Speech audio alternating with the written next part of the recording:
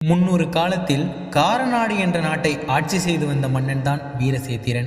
அழகும் ஆடம்பரமும் அதிகம் நிறைந்த அந்நாட்டை அனைவரும் கைப்பற்ற நினைத்தனர். அவ்வாறு இருக்க அந்த வருடம் பஞ்சமும் பசியும் தலைவிரித்தாடியது.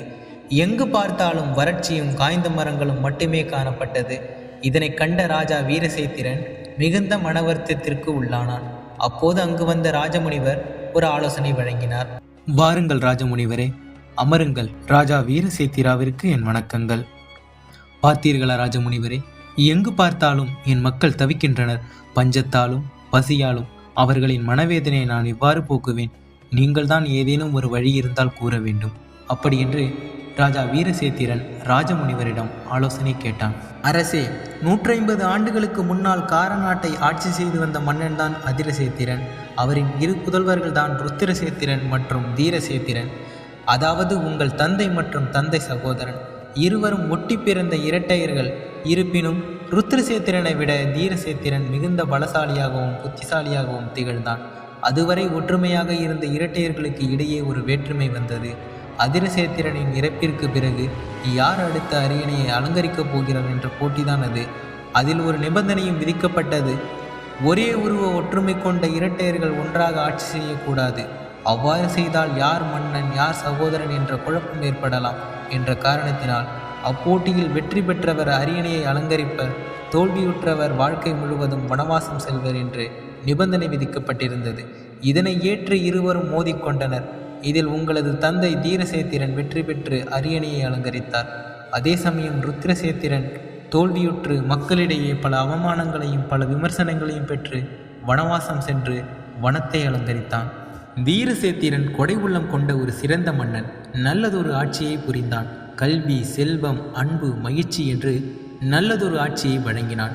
அதே சமயம் காட்டிற்குள் சென்ற ருத்ரசேத்திரன் மிகுந்த கோபத்துடன் இருந்தான். இங்கிருந்து சென்றுவிடு, தோல்வியுற்றவனுக்கு அரியாசனம் கிடையாது, காரநாட்டிற்குள்ளே இனி கால்களை வைக்க முடியாது என்று மக்கள் அனைவரும் அவனை விரட்டினர். பிறகு அவன் அங்கே கிடந்து இறந்து விட்டான் என்று மக்கள் பலரும் நினைத்து வந்த நிலையில் அவன் சில மந்திரவாதிகளை சந்தித்து தீய மந்திரத்தை நன்கு கற்று மிகப்பெரிய தீய சக்தியாய் உருவெடுத்தான். அவ்வாறு இருக்க ஏன் அவர் என் ஆட்சியை என்னிடம் இருந்து கைப்பற்ற நினைக்கவில்லை? இத்தனை சக்தி வாய்ந்த அவர் ஏன் என்னிடம் நெருங்கவில்லை? கூறுங்கள் ராஜமுனிவரே, ஏன்? கர்ம காரியம் இல்லாமல் எதுவும் நடப்பதில்லை மகனே.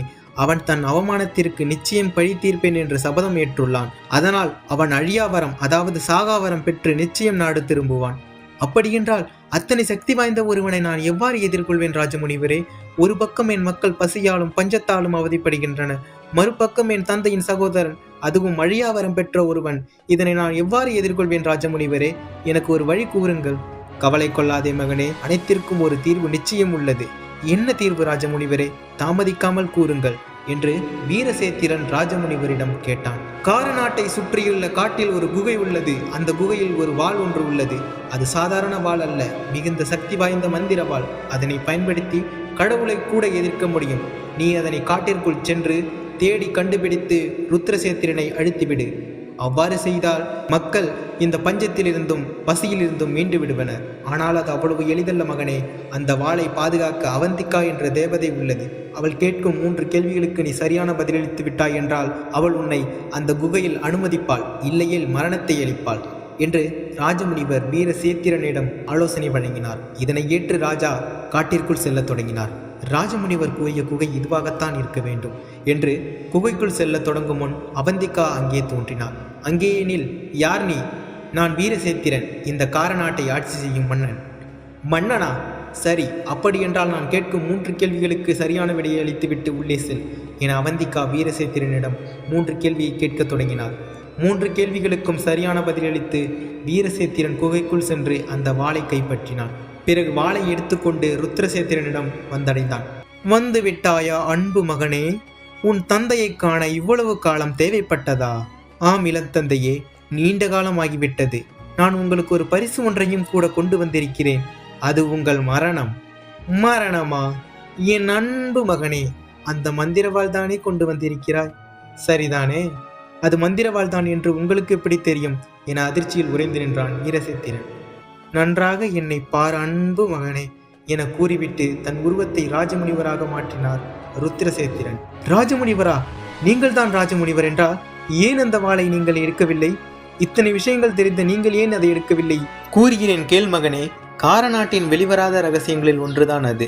150 ஆண்டுகளுக்கு முன்னால் காரநாட்டை ஆட்சி செய்த அதிரசேத்திரனின் இறப்பிற்கு பிறகு தீரசேத்திரன் தன் திறமையாலும் புத்திசாலித்தனத்தாலும் ஆட்சியை கைப்பற்றினான். இதனையடுத்து நல்லதொரு ஆட்சியை புரிந்த அவனுக்கு திருமணமாகியும் குழந்தைகள் என்று யாரும் இல்லை. என்னை எவ்வாறு இந்த மக்கள் தூற்றினார்களோ அதே போல் தீரசேத்திரனையும் தூற்றத் தொடங்கினர்.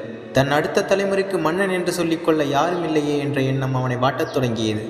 இதனையடுத்து தீரசேத்திரன் காட்டிற்குள் என்னை சந்திக்க வந்தான்.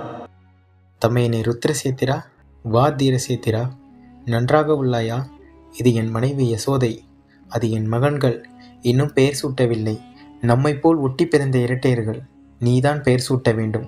என் மகன்கள் மிகவும் அதிர்ஷ்டக்காரர்கள். இந்த நாட்டை ஆளும் மன்னன் அவர்களுக்கு பெயர் சூட்டப் போகிறார். தமையனே ருத்ரசேத்திரா, போதும் போதும் என்ற பொண்ணும் அல்ல அல்ல குறையாத செல்வமும் அன்பான மனைவியும் இவை அனைத்தும் இருந்தும் குழந்தை செல்வத்தினை மட்டும் அந்த ஆண்டவன் என்னிடமிருந்து பறித்து விட்டான் தமையனே. மக்கள் பலரும் என் செவிகளில் எட்டும் வாரே என்னை கேலி சித்திரமாக்குகின்றனர். நான் என்ன செய்வது ஏது செய்வது என்று திக்கு தெரியாமல் திணறுகிறேன் ருத்ரசேத்திரா. பெற்ற தந்தையையும் இழந்து ஒட்டி பிறந்த சகோதரனையும் இருந்தும் இல்லாமல் இழந்து நிற்கிறேன். தவறாக நினைக்கவில்லை என்றால் உன் 2 மகன்களில் ஒருவனை எனக்கு தானமாக வழங்குவாயா சகோதரா? உனக்கு கிடைக்காத அரியாசனம் உன் மகனுக்காவது கிடைக்கட்டும் என என்னிடம் கேட்டான். வேறு வழியில்லாமல் என் 2 மகன்களில் ஒருவனை அவனுக்கு தானமாக வழங்கினேன். அதனை பெற்றுக்கொண்டு நாடு திரும்பினான் தீரசேத்திரன். அப்படியென்றால் உங்கள் இரட்டை மகன்களில் தானமாக வழங்கப்பட்ட மகன் நான் தானா என ஆச்சரியத்துடன் கேட்டான் வீரசேத்திரன். மகனே, நான் அன்று தானமாக வழங்கப்பட்ட மகன் நீதான். என் அன்பு மகன் வீரசேத்திரன், இந்த நாட்டை ஆளும் மன்னன். அப்படியென்றால் தந்தையே, என் சகோதரன் மற்றும் என் தாயார் எங்கே இருக்கிறார்? என்ன ஆனது அவர்களுக்கு? கூறுங்கள் தந்தையே. கூறுகிறேன் கேள் மகனே. என் அன்பு மகன் செல்வசேத்திரன், உன்னை பிரிந்த அவன் சிறிது காலத்தில் நோயுற்று இறந்து போனான். இதனையடுத்து அவன் இறந்த துக்கம் தாங்க முடியாத உன் தாய் என் அன்பு மனைவி யசோதையும் இறந்துவிட்டாள். இருவரையும் இழந்த நான் நடைவினமாய் மாறிப்போனேன்.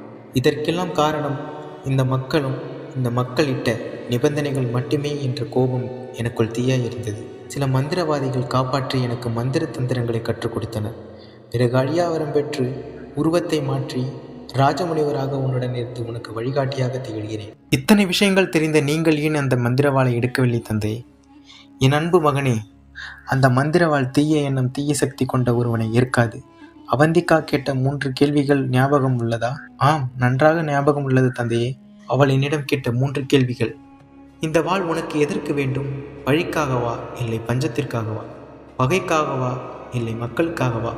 ஆட்சிக்காகவா இல்லை உன் அதிகாரத்திற்காகவா என 3 கேள்விகள் கேட்டார். 3ற்கும் நீ சரியான விடையளித்ததால் அவள் உன்னை தேர்ந்தெடுக்கவில்லை. உன் மனதில் எந்த ஒரு பழிவாங்குதலோ அல்லது தீய எண்ணமோ இல்லாத காரணத்தினால் மட்டுமே அவள் உன்னை தேர்ந்தெடுத்தாள். இந்த வாளை பயன்படுத்தி பூமியில் நீ புதைத்தால் அடுத்த கணமே இந்த பஞ்சபூமி பசுமையான பூமியாய் மாறிவிடும். அதே வாளை பயன்படுத்தி என் மகன் செல்வசேத்திரன் மற்றும் உன் தாய் யசோதை கையில் கொடுத்தால் இறந்த இருவரும் மீண்டும் உயிர் தெழுவர். இப்போது இதில் நீ எதை செய்ய போகிறாய் மகனே? ஒருவேளை உன் இறப்பில் தான் இருவரும் பிழைக்க வேண்டும் என்றால் நான் அதையும் செய்ய தயார் என்று ருத்ரசேத்திரன் வீரசேத்திரனிடம் கூறினான். பிறகு வீரசேத்திரன் என்ன செய்தான், என்ன நடந்தது என்று இனிவரும் காலங்களில் நாம் காணலாம். நன்றி, வணக்கம்.